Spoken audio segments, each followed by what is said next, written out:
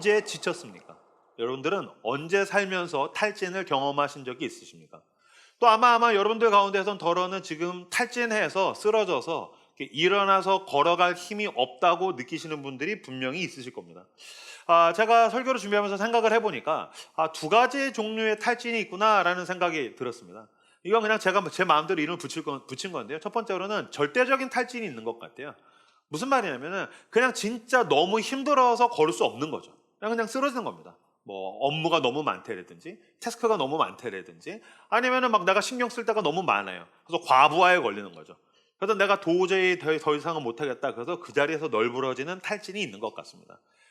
그다음에 이제 두 번째로는 상대적인 탈진이 있지 않은가라는 생각이 들었어요. 오늘 설교는 이것에 대한 것입니다. 무슨 말이냐면요.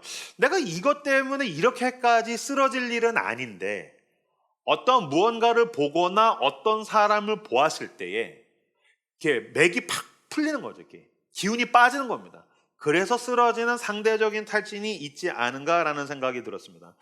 예를 들면 뭐 그런 겁니다. 뭐 여러분들이 캠퍼스에서 뭐 조를 짜서 프로젝트를 같이 한다든지 아니면 회사에서 같이 업무를 진행을 할 때 내가 제일 열심히 했는데 공을 다른 사람이 가로챈다는 거죠. 그러면 이렇게 맥이 풀리는 거죠. 이렇게 기운이 빠지는 거죠. 뭐 더 이상 뭐 아무것도 하고 싶지 않은데? 아니면 나는 정말 열심히 막 싸워 나가고 최선을 다해서 뭔가를 했는데 요령이라든지 편법을 통해서 굉장히 좋은 결과를 가져가는 누군가를 봤을 때 아니면 백을 이용해 가지고서 내 거를 가로채는 사람을 봤을 때 이때에 이거 맥이 풀린다. 기운이 빠진다. 내가 더 이상 아무것도 하고 싶지 않다. 진짜 다 들어 엎고 그냥 자빠지고 싶은 상대적인 탈진을 경험할 때가 있다라는 것입니다. 오늘 본문에서도 이런 류의 상대적인 탈진을 경험한 사람을 보게 됩니다. 오늘 시편을 기록한 시편 기자입니다. 시편을 쓴 사람들은 시편 기자라고 이야기하는데 이제 기록한 사람이라는 뜻입니다. 제일 많이 쓴 사람은 다윗이고요. 그 다음에 이제 뭐 고라, 자손, 아삽 이런 사람들이 있는데 오늘 시편을 쓴 사람은 아삽이라는 사람입니다. 아삽이 뭐라고 먼저 시작을 하는가? 자, 12절에서 14절 같이 화면을 보시고 같이 한 목소리로 읽도록 하겠습니다. 읽겠습니다. 시작. 볼지어다 이들은 악인들이라도 항상 편안하고 재물은 더욱 불어나도다. 내가 내 마음을 깨끗하게 하며 내 손을 씻어 무죄하다 한 것이 실로 헛되도다. 나는 종일 재난을 당하며 아침마다 징벌을 받았도다. 볼지어다 봐라 악인들이 저렇게 평안하게 잘 살고 잘 먹고 잘 살고 부자가 됐는데 13절 내가 내 마음을 깨끗하게 하며 내 손을 씻어 무죄하다 한 것이 실로 헛되도다. 그러니까 무슨 말이냐면요, 죄 짓는 놈들 잘 먹고 잘 살고 행복한 것 같은데 깨끗하게 살고 무죄하게 살았는데 이게 무슨 소용이 있냐. 이거 사실 우리가 모두가 느끼는 것일 겁니다.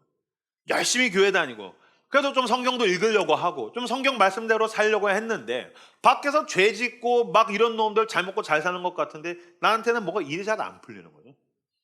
돈 모아가지고 선교 갔는데 나는 취업도 잘 안 되고 연애도 잘 안 되는 것 같은데 맨날 여행 다니는 놈들은 일이 잘 풀리는 것 같이 느껴질 때가 있는 거죠. 교회에서 봉사하고 고생했는데 나는 뭐가 안 풀리는데 밖에서 막 지 마음대로 사는 인간들이 잘 풀리는 것 같을 때에 이런 일종의 악인의 형통을 봤을 때 우리는 맥이 풀리게 된다는 겁니다. 특히 요새 같은 이렇게 경제 상황에서 그런 분들 많을 겁니다. 월급 모으면 뭐하냐? 투자를 잘했었어야 됐는데. 내가 이런 식으로 이렇게 성실하고 내가 신실하게 살았던 게 도대체 헛되다. 이거 아무 소용없는 헛짓거리 아닌가. 이런 류의 상대적인 탈진을 지금 아삽이 겪고 있다는 것입니다. 게다가 14절에서 보면 나는 종일 재난을 당하며 아침마다 징벌을 받았도다. 그러니까 나한텐 고통이 왔었을 땐 이런 억울함이 더 크죠. 그러니까 사실 우리가 고통을 당하지 않습니까? 그럼 당황합니다. 왜 나한테 이런 일이 와야 돼? 그럼 고통이 오면 왜 나한테는 고통이 오고 저렇게 죄 짓고 방황하고 지 마음대로 사는 것들은 행복한데 왜 나한테 이런 게 와야 돼? 라고 하면서 자빠져서 탈진하게 되더란 겁니다. 아삽이 왜 지쳤습니까? 사실은 아삽을 지치게 하는 것은 비교입니다. 여러분, 비교는 탈진에 대한 방아쇠입니다. 비교는 탈진을 촉발하는 트리거입니다.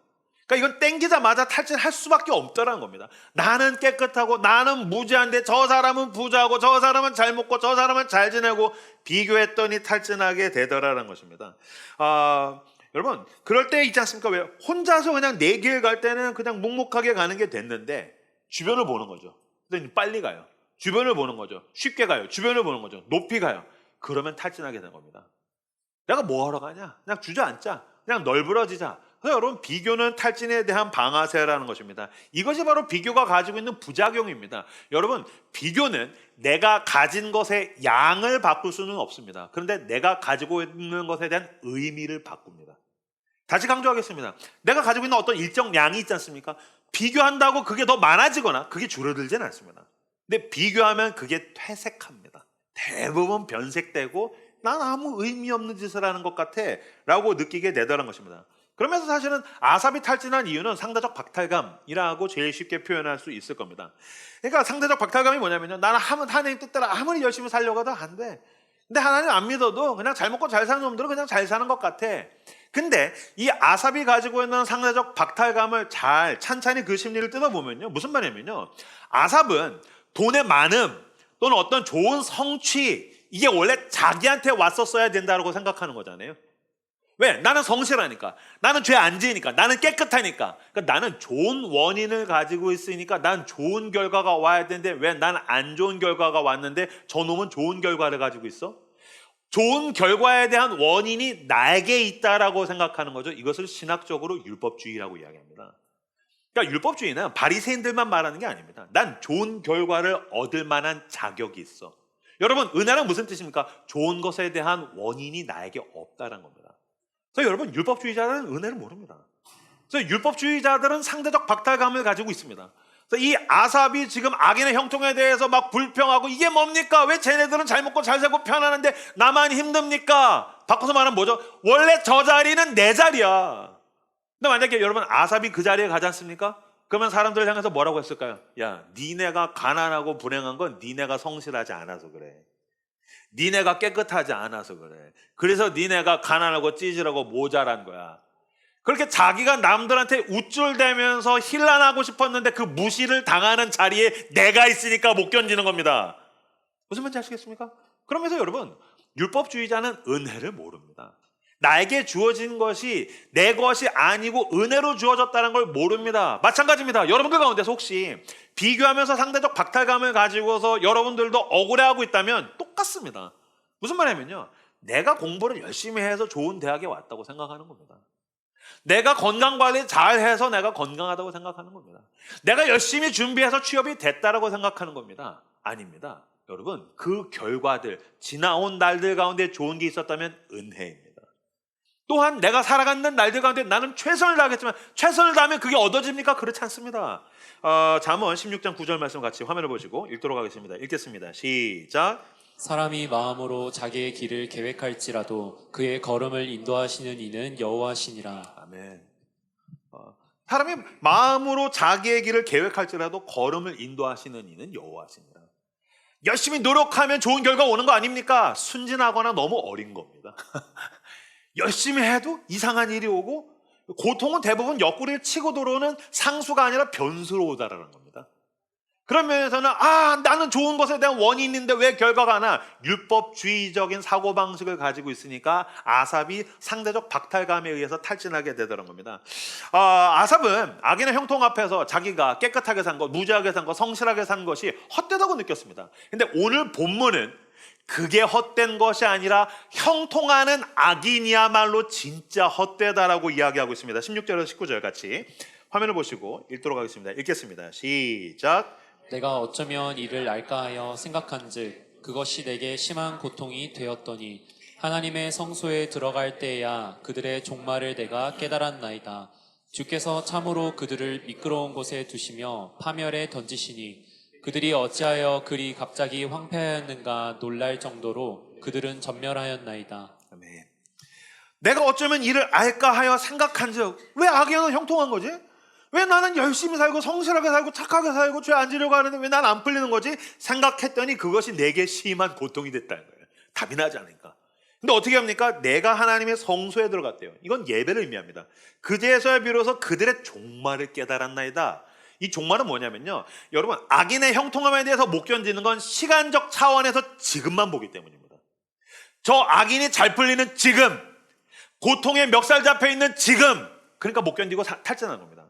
근데 시간의 종말, 시간을 길게 보고 더 멀리 보고 그 끝을 봤더니 깨닫는 게 생겼다는 겁니다. 뭘 깨닫게 됐을까요? 18절 19절 주께서 참으로 그들을 미끄러운 곳에 두시며 파멸에 던지시니 악인이 지금 형통한 것 같아도 그 종말엔 파멸이 있다.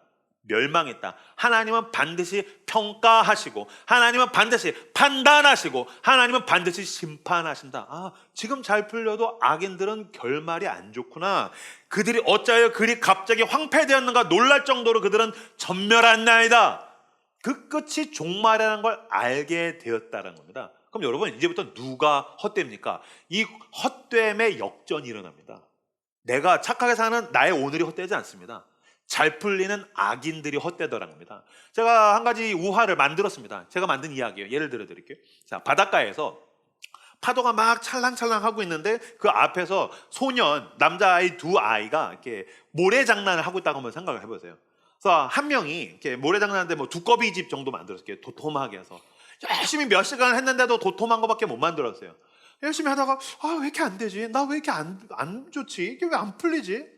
그래서 옆에 딱 봤더니 친구 한 놈은 막 모래성을 만들었어요. 막 높이, 막 넓게, 엄청 크게, 엄청 정교하게, 엄청난 걸 만들어놨어요. 거의 예술 작품을 만들었어요. 그래서 그걸 보자마자 이 두꺼비 집이 무슨 소용인가? 내가 헛된 짓 한 거 아닌가? 라는 탈진과 공허함이 잠깐 밀려왔어요. 그 눈빛, 자기를 부러워한다는 걸 알고 이 친구는 모래성을 더 공고하게, 더 대단하게, 더 엄청나게 열심히 막 집중해서 만들고 있어요. 근데 이걸 두꺼비집 정도 만든다고 하다가 고개를 딱 들어서 봤어요. 저쪽에 파도가 막 오는데 밀물이라서 더 이제 밀려오고 있는 거죠. 그러면 그때부터는 역전됩니다. 두꺼비집 됐어. 나 이제 물놀이 할 거야. 이 소녀는 물놀이를 향해서 바다를 향해서 웃으면서 달려갑니다. 근데 그걸 모른 채 계속 모래집을 만들고 있어요. 얘가 헛된 겁니다. 지금 이 이야기를 하고 있는 겁니다. 그러니까 악인의 형통을 부러워하는 것은 시점으로, 시간으로서 현재만 보고 있기 때문입니다. 근데 그 종말을 보았더니 내가 깨달았나이다. 형통하는 악이냐말로 진짜 헛되다라는 것을 내가 알게 되었다는 겁니다. 이건 여러분 열심히 사는 것 자체가 헛되다는 것이 아닙니다. 그 시간의 끝에 무엇이 있는가를 보지 않고 잘 되고 빨리 가고 높이 가는 것이야말로 헛되다라고 하나님은 지금 우리에게 말씀하고 계시는 것입니다. 어떻게 아삽은 이것을 깨달을 수 있었을까요? 16절 17절 같이 화면을 보시고 다시 한 번 더 읽겠습니다. 시작. 내가 어쩌면 이를 알까 하여 생각한즉 그것이 내게 심한 고통이 되었더니 하나님의 성소에 들어갈 때에야 그들의 종말을 내가 깨달았나이다. 16절에 보면요 되게 재밌어요. 내가 어쩌면 이를 알까요 생각한즉 이걸 어떻게 해석해야 되지? 왜 악인이 잘 되지? 왜 난 안 풀리지? 분석했더니 그게 내게 심한 고통이 되었던 겁니다. 여러분 분석하지 않습니까? 그게 결국엔 날 고통스럽게 만듭니다. 이게 모든 분석이 다 나쁘다는 게 아니라 내 능력, 내 시간, 나의 삶, 나를 중심으로 분석하면 반드시 무너지게 됩니다. 탈진하게 됩니다. 여러분 경험적으로 계산기를 두드렸다가 이렇게 내년은 너무 행복할 것 같아. 다음 달 진짜 좋을 것 같아. 절대로 그런 적 없습니다. 계산기 두드리면 결국에 한숨 쉬게 됩니다. 맥이 풀리게 됩니다. 기운이 빠지게 됩니다. 근데 어떻게 합니까? 17절 하나님의 성소에 들어갈 때야. 성소는 하나님이 임재하시는 자리를 의미합니다. 예배를 상징합니다. 예배를 드렸더니 그들의 종말을 깨달았나이다. 인간의 능력을 중심으로 하는 분석으로부터 하나님의 능력, 하나님의 시간, 하나님을 중심으로 하는 예배로 지금 아삽이 이동했다는 것입니다. 여러분 분석하면 무너지고 예배하면 일어섭니다. 할렐루야. 나를 중심으로 분석하면 무너집니다. 근데 그때로부터 눈을 들어서 하늘을 바라보고 하나님을 향해서 예배했더니 시간의 차원이 길어지기 시작합니다. 내 공간의 차원이 높아지고 넓어지기 시작합니다. 내가 헛된 게 아니었어. 저 형통하고 있는 악인이야말로 헛된 것이었어 라는 것을 깨닫기 시작하더라는 것입니다. 여러분 처음 지금 아삽이 마음이 힘들었던 건 왜냐면요 시선을 수평적으로 봤기 때문입니다. 근데 우리가 살아가면서 일상 가운데서 시선을 수평적으로 봅니다. 그러니까 누가 잘 나가, 누가 빨라, 누가 잘 되고 있어 이렇게 보는 겁니다. 그럼 마음이 무너진 겁니다. 근데 이때 예배는 시선을 수평적으로 보다가 수직으로 바꾸는 것입니다. 그래서 예배 자체가 시선의 전환입니다. 수평을 보다가 수직으로 보면 하나님을 보기 시작합니다. 그럼 여러분 우리는 믿음이란 뭐냐면요 하나님을 통해서 나의 위치를 확인하는 겁니다. 왜 예전에 무전기는 무전기에서 무전기로 직접 봅니다. 직접 연락합니다. 근데 이렇게 핸드폰, PCS라든지 이런 거는 위성을 통해서 연락이 되지 않습니까? 또 반대로 이렇게 지도를 보고서 수평적으로 여기에 이 지형 지물이 있고 산이 있고 건물이 있네, 내 위치가 어디지? 정확하지 않습니다. 근데 GPS는 위성을 통해서 내 위치를 확인합니다. 마찬가지로 그리스도인은, 하나님의 사람은 수평적으로 사람들을 보면서 내 위치를 확인하는 것이 아니라 내 시선을 하나님께 쏘고 하나님을 통해서 내 위치를 확인하기 시작하더라는 것입니다. 그러면 자유로워집니다. 숨통이 트입니다. 시야가 트입니다. 숨이 쉬어집니다. 왜 그럴 때 있지 않습니까? 이렇게 그 비행기 탈 때, 저는 비행기 너무너무 무서워하고 싫어하거든요. 선교 갈 때도 꼭 그랬어요. 이렇게 선교 갈 때 이렇게 같이 타서 삥 오면, 와, 좋아, 뭐가 좋아, 어지러워 죽을 것 같아. 목사님 옆에 건물 좀 보세요, 창문 보세요, 어지러워 새끼야, 그런 거 왜 보니? 그래서 근데 이렇게 딱 보면, 저도 이렇게 쭉 올라가다가 보면은 느끼는 게, 이렇게 처음에는 막, 와, 20층이야, 30층이야, 롯데타워야, 아파트야, 빌딩이야. 그다음 비행기 쫙 타고 올라가면 다 장난감 같죠? 저 어렸었을 때 했던 게임 중에 심시티라고 있어요. 이렇게 동네 만드는, 그렇게 시티를 만드는 게임이거든요. 진짜 딱 심시티 같아요. 장난감 같아요. 그럼 그 순간 저는 몇 번 그런 생각했는데, 뭐냐면요, 지난주까지 힘들었던 거, 이번 주 내내 힘들었던 거, 내가 최근에 시달리던 거, 내가 어쩌자고 저기서 지지고 볶고 시달렸지? 저 별거 아닌데. 내가 시선이 높아지니까 이거 별거 아닌데 내가 여기서 뭐 하자고 저렇게 지지고 볶고 살았지? 물론 이제 다시 착륙하면 지지고 볶게 되죠. 이게 시선이 어디에 있느냐에 대한 차이라는 것입니다. 그러니까 지금 아삽이 처음에는 수평적으로 시선을 두니까 하긴 왜 잘 되는 것 젠장 그러다가 예배 가운데 나가서 수직으로 시선을 전환하니까 아니군요, 내가 헛된 게 아니라 저들이야말로 헛됩니다 라는 것에 대해서 고백하게 되더란 겁니다. 여기서 짚고 넘어갈 게 있습니다. 아삽이 어떤 사람인가? 아삽이 예배를 통해서 시선이 전환이 되었는데 아삽은 어떤 사람인가? 아삽은 다윗 왕이 직접 임명한 찬양대장입니다. 찬양대의 리더라고요. 그래서 시편을 짓고서 사람들의 성가대 같이 막 지휘를 하고 노래를 만들어서 하나님을 찬양하는 게 예배와 관련된 직종, 예배와 관련된 직업을 가진 목사, 이런 사람이었다는 겁니다. 근데 여러분, 그가 어떻게 했다고요? 수평적인 시선을 가지고 있었더니 악인의 형통에 대해서 억울했다고요. 근데 어떻게 회복됐다고요? 진짜 제대로 된 예배를 드렸더니 회복되게 됐다는 것입니다. 이게 이야기한 것이 무엇입니까? 예배와 관련된 일을 하는 것과 예배를 드리는 것은 별개일 수도 있다는 것입니다. 예배와 관련된 그 카테고리 속에 들어가 있는 것과 내가 진정한 예배를 드리고 내가 진정한 예배자가 되는 것은 별개일 수도 있다는 것입니다. 게다가 아삽은 당대의 가장 유명한 찬양 인도자였습니다. 그런데도 불구하고 시선을 수평적으로 줬더니 젠장, 저 사람들은 잘 먹고 잘 살고 하는데 난 이게 뭐야? 그러다가 예배를 드리기 시작하면서 회복되게 됐다는 것입니다. 그런 면에서는 나의 진정한 예배를 방해하는 쓸모없는 외투 같은 것들이 있습니다. 예를 들면 그런 거죠. 당신은 그리스도인입니까? 예, 모태신앙이에요. 3대째 예수 믿는 집안이에요. 땡땡 훈련, 땡땡 과정 수료했어요. 저 신학교 나왔어요. 저 어디 교회 출신이에요. 저는 찬양팀이에요. 저는 전도사예요. 저는 목사예요. 여러분, 제가 이걸 너무나도 잘 알고 있는 것은 임형규가 목사로서 기능을 잘하는 것이, 잘하면 잘할수록 많은 순간에 내가 예배자로 되는 것을 방해한다는 것을 제가 알게 되었기 때문입니다. 무슨 말이냐면요, 목사님 설교 너무 좋아요. 목사님 유튜브에서 봤어요. 목사님 어떤 집회에서 봤어요. 이게 내가 그리스도의 십자가 앞에 나가서 벌거벗고 예배자로서 예배하는 것을 방해한다는 걸 저는 너무너무 잘 알고 있습니다. 예배와 관련된 자리에 있는 것이 내가 예배자라는 것을 말해주지 않는다는 것입니다. 그렇다면 임영규에게 뭐가 필요한지 아십니까? 저는 날마다 주님, 저는 라이트하우스 서울숲 담임이기 전에, 저는 유튜브에서 그래도 조회수가 나름 꽤 나오는 설교자이기 전에, 주님, 난 십자가의 은혜가 없으면 오늘도 살 수 없는 죄인입니다. 주님, 나에게 은혜를 베풀어 주십시오. 그래서 나는 시선을 하나님께로 쏴야 합니다. 난 그리스도의 십자가 앞에 나아가 나는 영적으로 벌거벗어야 됩니다. 그제서 비로소 하나님께서 나에게 임재하시면 나는 나를 억울하게 만드는 수많은 악인의 형통함과 나의 탈진으로부터 일어설 수 있다는 것입니다. 그런 면에서 진정한 예배자가 되기를 원한다면 여러분, 우리는 모두 내밀하고 섬세하게 디테일하게 이런 질문을 해야 될 것입니다. 나는 요즘 하나님과 친밀한가? 전 여러분 뭐 어떤 집안 출신인지, 뭐 부모님 뭐 어떠신지, 뭐 무슨 훈련 받았는지, 신학교인지 뭐 다 관심 없어요. 제가 관심 있는 건 한 가지입니다. 당신은 최근에 하나님이랑 친밀하십니까? 이걸 더 자세하게 이야기하자면 당신의 심장에 그리스도의 십자가에 대한 감격이 있습니까?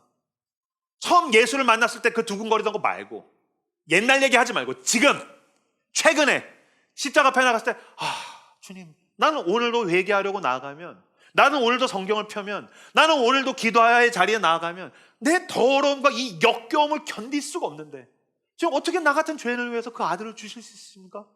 그 십자가에 대한 감격이 당신의 가슴에 있습니까? 그 높으신 분이 날 사랑하셔서 이 낮은 곳까지 왔다는 것에 대한 그 사랑의 가슴이 뛰고 있습니까? 우리는 사실은 11조 하려고 하면 막 바들바들 떨지 않습니까? 나는 나의 시간을 헌신하려고 하면 바들바들 떨지 않습니까? 난 나의 자존심을 버리려고 하면 바들바들 떨지 않습니까? 나는 사람들이 나를 인정해 주지 않으면 바들바들 떨지 않습니까? 예수 그리스도는 모든 걸 버렸단 말입니다. 그리스도는 가장 높은 곳에서 나를 위해서 모든 걸 버리셨습니다. 그 사랑에 나는 과연 감격하고 있습니까? 이 은혜를 내가 그 어떤 것으로도 갚을 수 없다라는 빚진 자의 마음, 바울이 얘기한 난 유대인이나 헬라인이나 그 모든 사람에게 난 빚진 자라. 그러니 내가 어떻게 나를 자랑할 수 있습니까? 난 그리스도를 자랑할 것입니다. 난 그리스도를 찬양할 것입니다. 내 안에 자랑할 게 하나도 없습니다. 난 빚진 자입니다 라는 마음이 당신에게 있습니까? 이것이 없어서 저는 라숲 담임입니다. 저는 조회수가 이 정도 나옵니다. 저는 이런 사람입니다. 자꾸 외투로 나를 감싸고 있다면 우리에게 필요한 것은 진정한 예배라는 것입니다. 예배자가 되시길 바랍니다. 그리스도 앞에 영적으로 벌거벗고 진정한 회개, 진정한 은혜, 무엇보다 경험에서 하나님을 맛보는 저 여러분들 다 되시기를 주님의 이름으로 축복합니다. 근데 여러분, 우리가 어떻게 하나님을 맛보고 경험할 수 있습니까? 어떻게 그냥 예배와 관련된 자리, 예배 청중 속에 원 오브 댐을 앉아 있거나 아니면 뭐 리더, 봉사, 뭐 어떤 직분으로 나를 잡고 감싸는 것이 아니라 진정한 예배를 통해서 시선의 전환이 일어나고 탈진의 자리에서 믿음으로 일어나는 일, 그 놀라운 힘을 어떻게 얻을 수 있습니까? 그것은 바로 예수 그리스도의 복음을 대면할 때만 가능한 일입니다. 아삽은 처음에 악인의 형통 때문에 탈진했습니다. 그러다가 예배를 통해서 시선이 바뀝니다. 종말이 있구나, 그 끝이 있구나.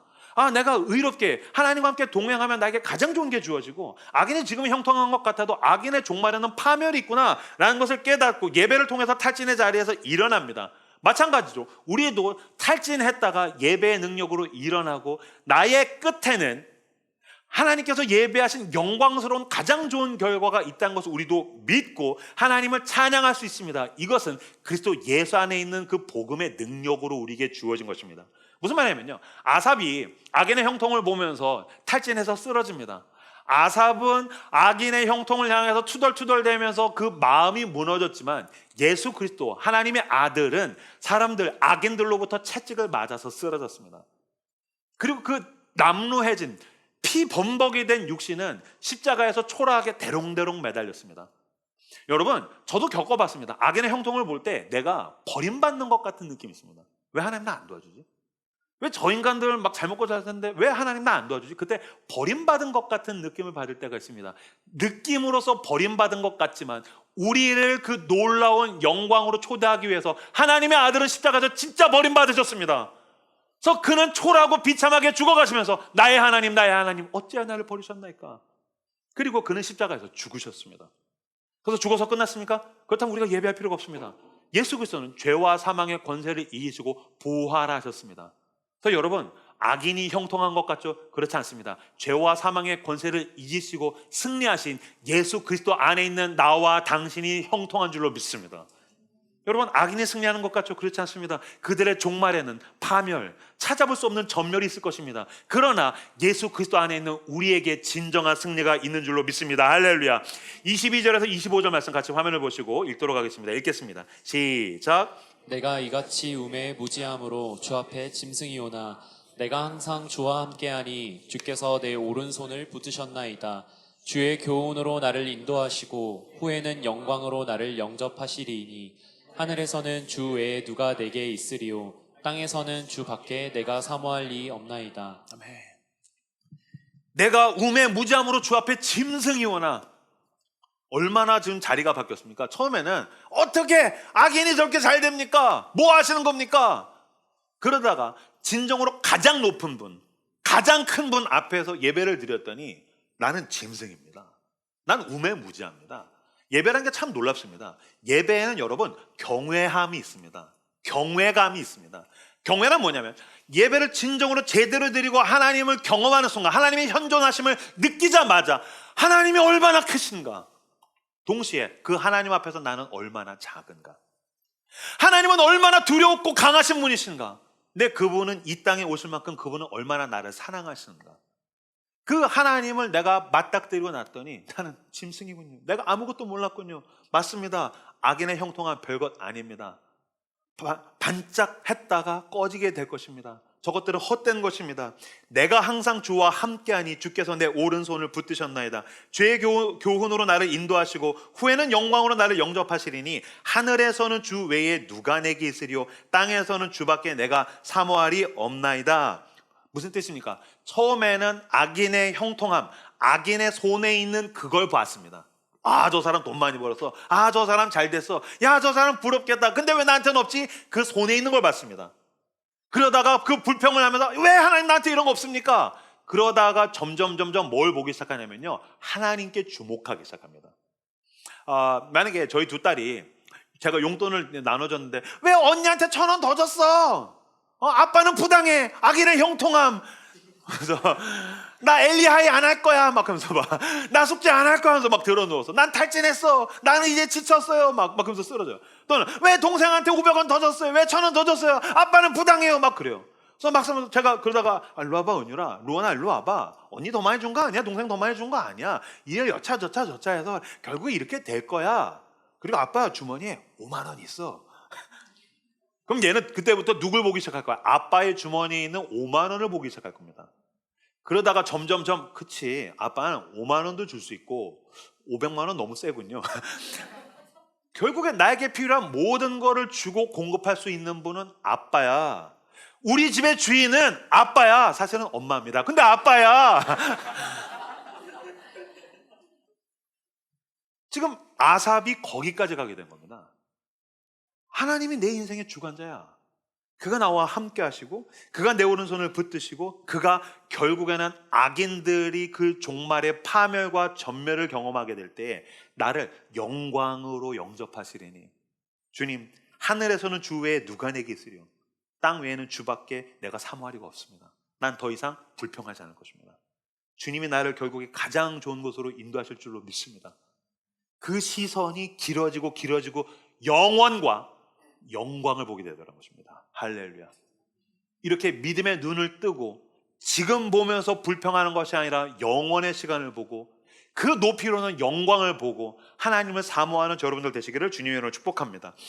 우리가 탈진하는 까닭은 결과를 보기 때문입니다. 이놈의 자본주의 사회가 너무너무 결과론주의적입니다. 결과. 뭐 노동 윤리도 없고 뭐 그냥 뭐 아무것도 없어요. 그냥 결과. 그래서 내가 성실하게 살아서 나에게 주어진 것에 만족하는 것이 아니라 편법, 불법 아니면 그냥 운이 좋아서 일확천금, 그럼 그 사람 짱.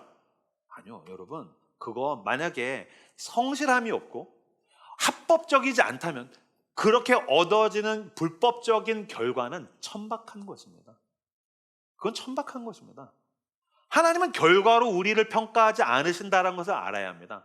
한국에 있는 그리스도인들이 오해하는 게 있습니다. 하나님께 영광 돌려드립니다. 이거 대부분 이렇게 우리가 막 그런 거 영웅주의적인 거 너무 좋아하다 보니까 하나님께 영광 돌려드립니다. 누가 하냐면요, 이렇게 나무주연상 탄 사람들, 금메달 딴 사람들, 아니면 이제 학창 시절에 이제 전교 1등들. 제가 그거 전교 1등들 막 예수 믿고 전교 1등 됐어요. 그런 책들 진짜 짜증 너무 났었어요. 전 우리 애들 못 읽게 했었어요. 저 청소년 생활할 때 읽지 마, 버려. 왜냐면 너도 전교 1등이 안 되거든.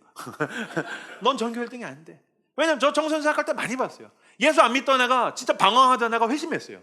그래서 얘가 막 예수를 열심히 믿기 시작해요.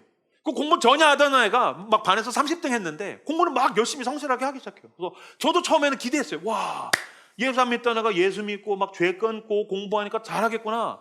30등이었는데 시험 봤는데 29등이에요. 다음에 또 30등, 29등, 31등, 30등, 29등. 왜 그러지? 보니까 머리가 나빠요.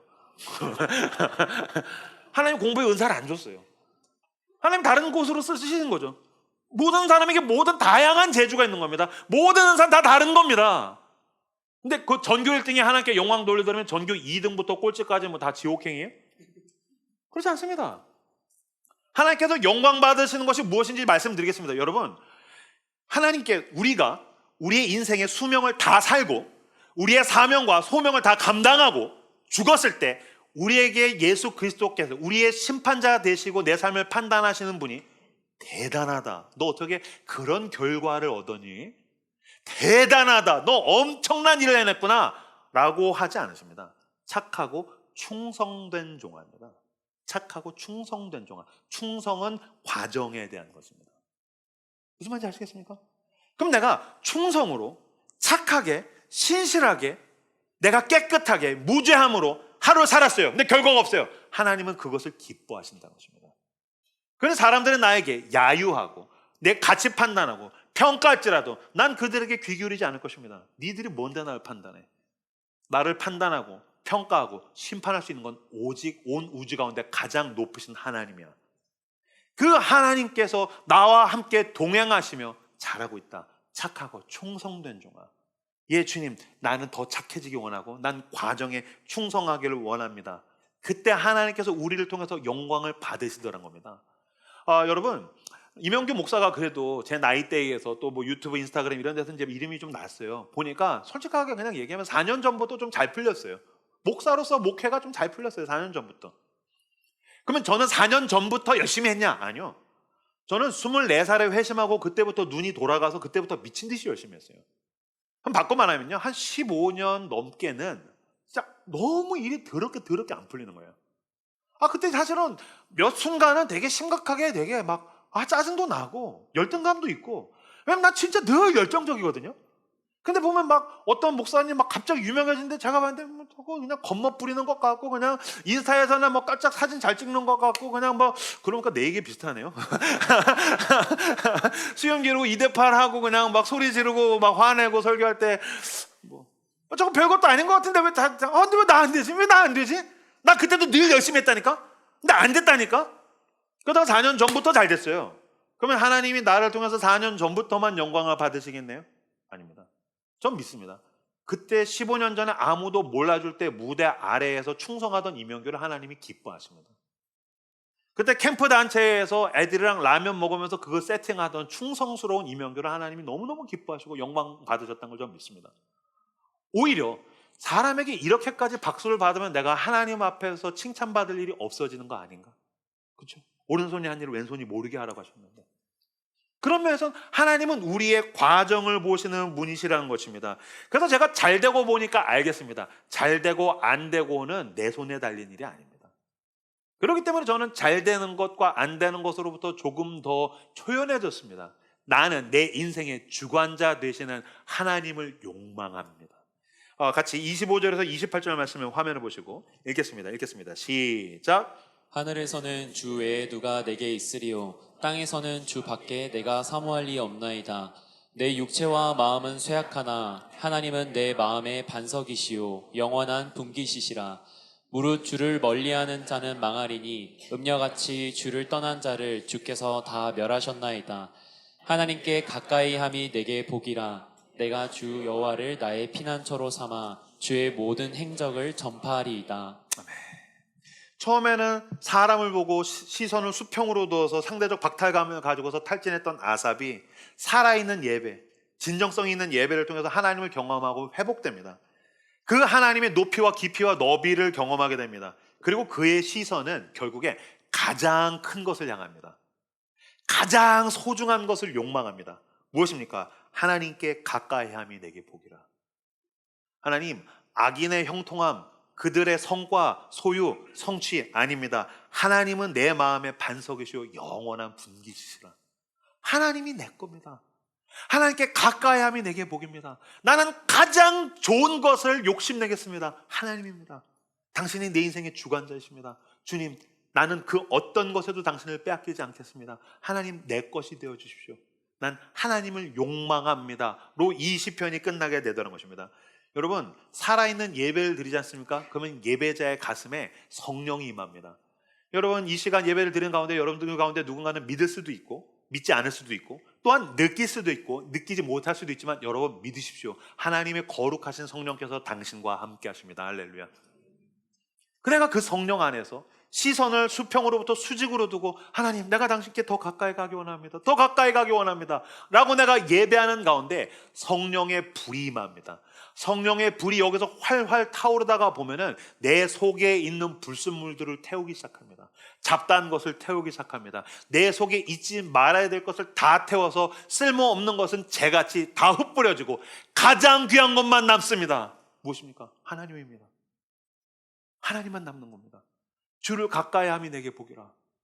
하늘에서는 주 외에 누가 내게 있으리요 땅에서는 주밖에 내가 사모할 리가 없나이다. 가장 가치 있는 것, 가장 큰 것, 가장 아름다운 하나님을 욕망하는 그리스도인들 다 되시기를 우리 주 예수 그리스도 이름으로 축복합니다. 저도 이제 산에 가거나 바다에 갈 때 이제 느끼거든요. 뭐냐면 바다에 가면 이렇게 시야가 이렇게 탁 트인다는 느낌 있죠. 그래서 왜 바다 왜 좋아할까요? 그럼 수평선에 딱 가면 이렇게 시야가 탁 트잖아요. 여기 막 빌딩 숲에 막 우리가 높아 더 높아 롯데타워 막 그러면서 이게